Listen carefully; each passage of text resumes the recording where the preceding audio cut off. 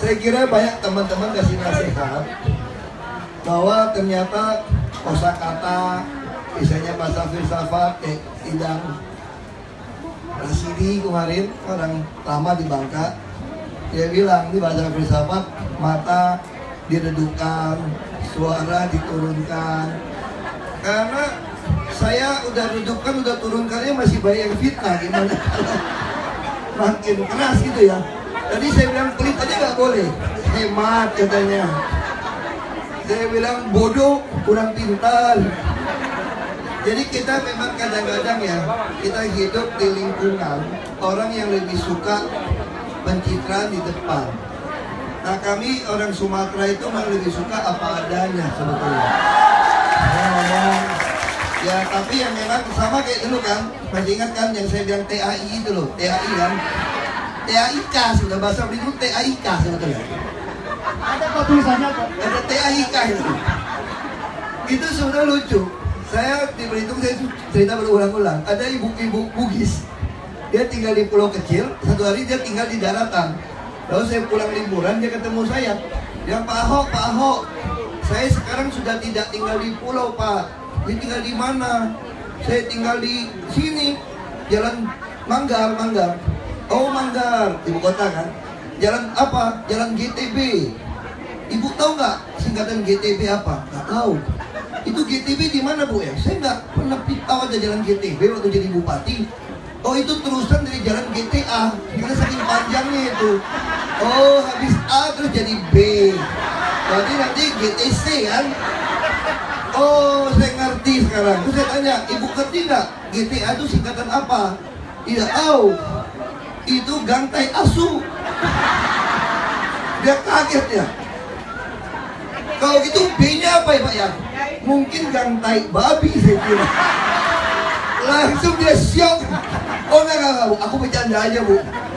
Kalau GTC Gangtai Cacing dong. Ya itu kami biasa. Tapi kami diajarin dari kecil tidak boleh memarahi manusia dengan sebutan binatang.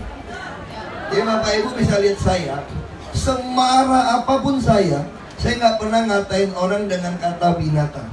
Apalagi isi kebun binatang, nggak pernah. Karena nilai manusia dan hewan itu beda. Tapi kalau saya berpikir sederhana kan, semua orang tiap pagi pasti buang TAIK, kok ribut ya?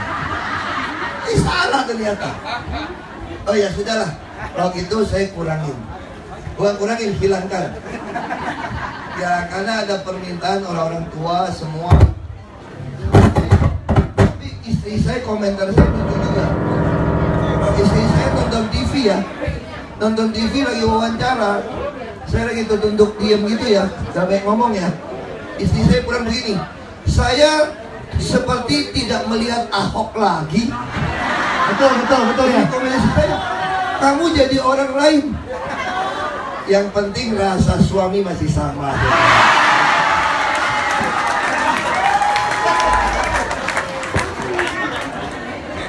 Sekalian Go Ahok, saya ingin nagih sama Go Ahok nih. Karena saya sudah dianggap buzzer dengan pendapatan miliaran rupiah.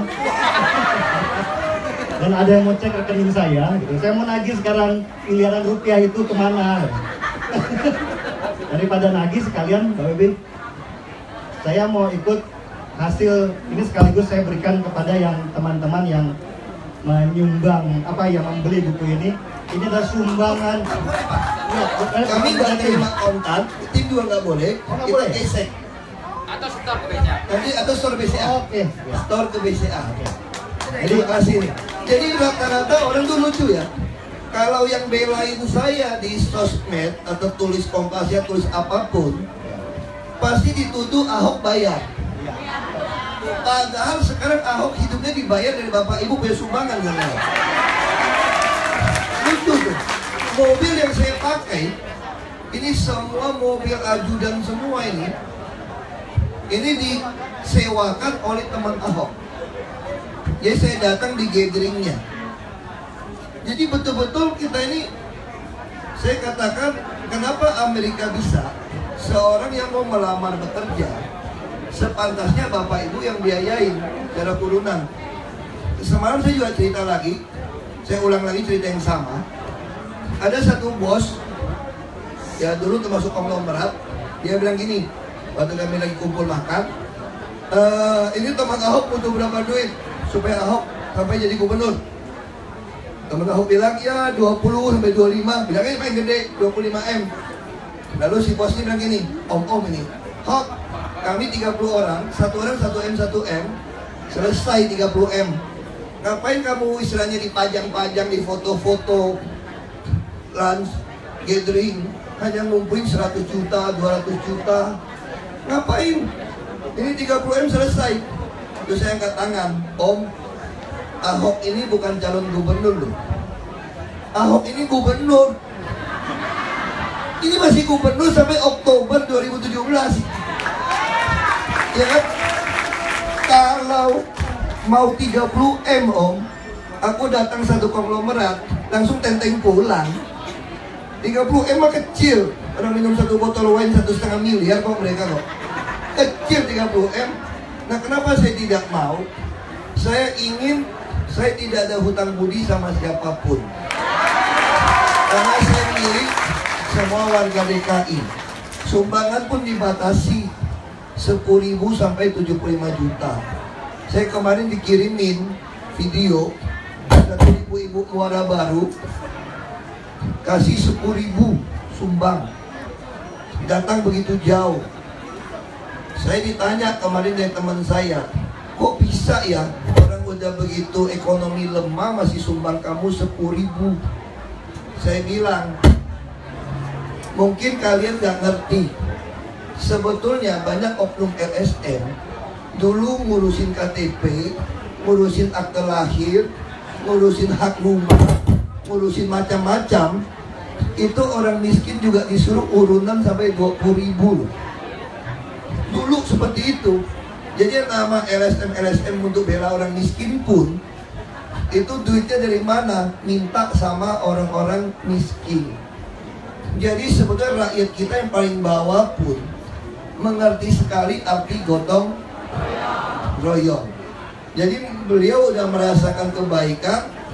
KJP 10.000 tentu dia ikhlas. Makanya saya bilang yang paling miskin memberikan ini pun, itu yang kita mau. Dan saya juga berharap ke depan orang-orang yang pengen mengabdikan diri jadi pejabat seperti saya, nggak ada lagi alasan mengatakan tidak ada partai yang mau mencalonkan dia. Nggak ada. Karena akan ada teman Ahok untuk ngumpulin KTP juga. Nggak ada lagi orang mengatakan bagaimana mungkin kami bisa memenangkan pemilu kalau nggak punya uang. Kalau kita tanya sama konglomerat semua, dulu saya ditanya, kamu mau jadi gubernur DKI Ahok 2011, kamu punya uang berapa? Kamu butuh berapa duit? Saya bilang paling 15 miliar selesai. Ketawa. Sekarang saya bilang 20-25 miliar tambah partai 50 miliar juga selesai. Dan orang lain bilang apa? Mana cukup Ahok? Saya dengar-dengar dari orang politik butuh 1 triliun, 2 triliun untuk memenangkan DKI. Saya bilang kalau saya nggak butuh, karena baju bapak ibu beli sendiri, ya kan? Datang ketemu saya suruh nyumbang. Jadi ini bayangin, penulis buku datang bawa duit segepok. Ini harusnya saya yang bayar dia gitu loh. Promosi saya. Kemarin lebih lucu lagi, saya ketemu ibu-ibu, memang ini istri dari teman dekat ya. Kami mau ketemu pokoknya. Mau ketemu kenapa? Pokoknya mau ketemu Ahok katanya. Ya udah sambil makan siang ketemu deh. Mantu, besan, ipar, pokoknya diajak semua, ibu-ibu semua duduk makan. Udah makan langsung keluarin segepok duit dolar. Ini buat perjuangan kamu Ahok. Saya sudah nggak boleh. Kalau saya terima, kalau ditangkap saya. Jadi gimana? Sumbang ke BCA terlalu dikit. Kalau cuma 75 juta, kalau masih dikit pakai PT 750. Ada teman saya satu orang Bangka, ajak saya makan juga, terlalu dikit Ahok. Kalau pakai PT saya itu 50 juta, sumbang kamu terlalu dikit, nggak bisa lagi terima. Sama istri kamu saja P2 PT 1,5 miliar. Dia bilang, saya mau sumbang 5 miliar kok. Dia bilang gitu. Ya udah, kalau 5 miliar sumbang ke partai. Karena partai politik itu batasnya 7,5 miliar. Jadi batasan kita cuma itu. Ya saya harap Bapak Ibu, ya yang mau nyumbang, sampaikan. Inilah kampanye rakyat pertama kali kita bikin di Indonesia. Ya, kalau kita bangga 71 tahun merdeka, kita udah nyamain Amerika yang 240 tahun. Ini satu hal yang membanggakan. Dan saya bermimpi banyak orang mau mengabdikan diri jadi pejabat. Karena jadi pejabat sukacita jauh lebih besar ketika bisa membantu banyak orang. Kita jadi pengusaha terbatas. Saya pernah untung perusahaan 150.000 US dollar. Gak bisa tiap bulan kasih orang miskin 1 miliar. Kalau bisa kasih pun hanya bantu 2.000 orang. Tapi saya jadi gubernur, saya telah membantu orang tiap tahun 2,5 triliun untuk sekolah. Saya telah bantu naik bus tahun depan 3,2 triliun. Kita udah subsidi rumah susun, kita bisa atasi banjir. Ini nggak bisa dibayar dengan uang. Saya bisa jual harga sapi, daging sapi hanya 35.000 sekilo. Subsidi buat anak orang miskin. Rumah sakit tengah malam saya tinggal perintah, ambulans semua jemput orang, ngurusin orang. Waktu jadi orang kaya nggak bisa. Dan satu hal lagi Bapak Ibu, saya sekarang lebih kaya daripada dulu. Hanya akuntan saya. Kenapa? Nenek istri saya bilang pasti miskin. Saya bilang enggak, lebih kaya. Kok bisa? Hanya sama akuntan saya. Dulu kalau orang datang minta bantu, ijazah nyangkut macam-macam, pakai uang saya. Akuntan saya suka bilang sama saya, Pak, rekening tinggal 200.000 loh Pak. Gimana masih mau kasih orang? Terus saya bilang, tenang, bulan depan masuk lagi toh. Ya duit kami itu masuk keluar. Ini akuntan saksi hidup ini. Dia sampai beriman gara-gara ikut saya sih kira. Karena ketar-ketir terus sekali. Dari gak punya rumah dia sekarang juga. Nah, kenapa sekarang lebih kaya? Jadi gubernur kenapa lebih kaya? Saya nggak perlu beli Land Cruiser yang harganya 2 miliar. Karena dibeliin. Saya nggak pernah ngisi bensin, ngisi solar, nggak pernah bayar pajak, nggak pernah bayar asuransi. Saya nggak pernah sewa kantor. Saya nggak pernah bantu orang miskin pakai uang pribadi saya. Kirim bunga bukan uang saya, semua ada uang operasional. Makanya dicuti 3,5 bulan bonyok saya. Saya udah keluarin uang tabungan saya 200 juta sekarang untuk kebutuhan kami sendiri. Jadi ini memang membuat kami lebih kaya. Tapi nggak apa-apa. Saya kerja di DKI dulu 1 tahun bisa simpan 1 miliar. Dari mana dapat 1 miliar? Karena upah mungut PBB dari Menteri Keuangan 10 kali gaji.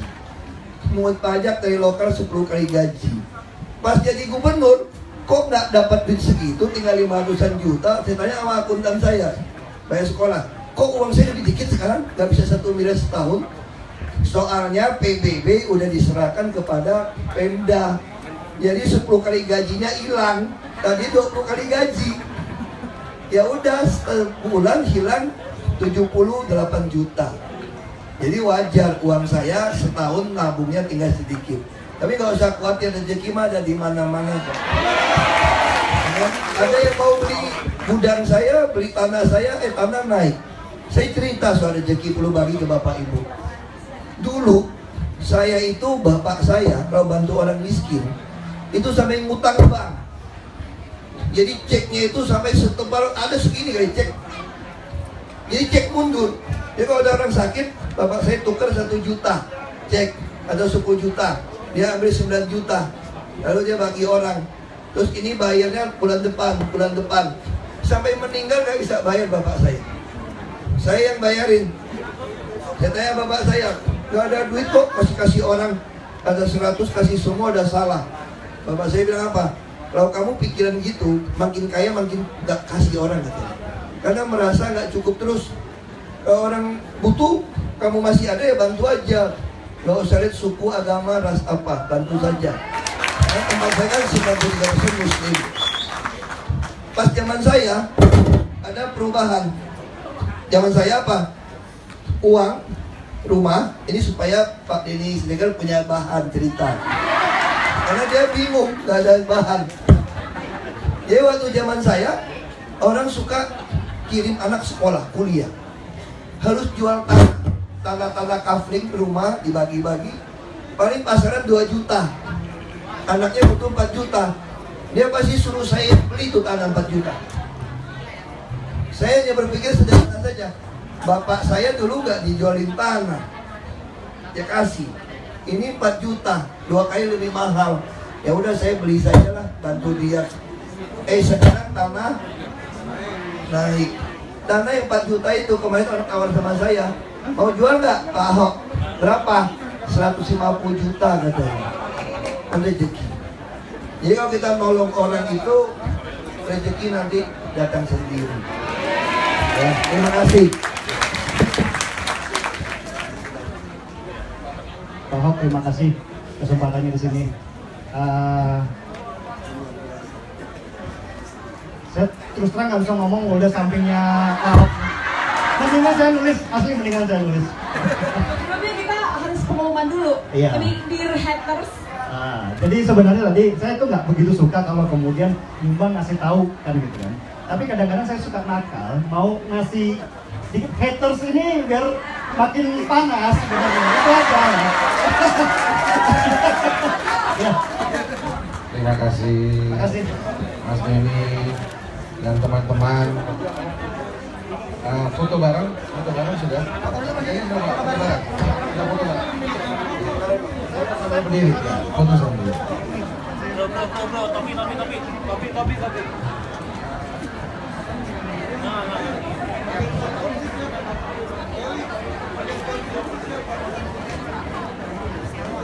Siap-siap antrian berikutnya.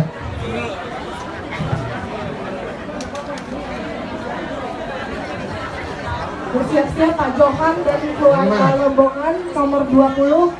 Pak Johan nomor 20. Kemudian nomor 23 Ibu Christine, nomor 24 Ibu Heldi bersiap-siap di samping panggung. Pak Johan nomor 20, nomor 23 Ibu Christine, nomor 24 Ibu Heldi.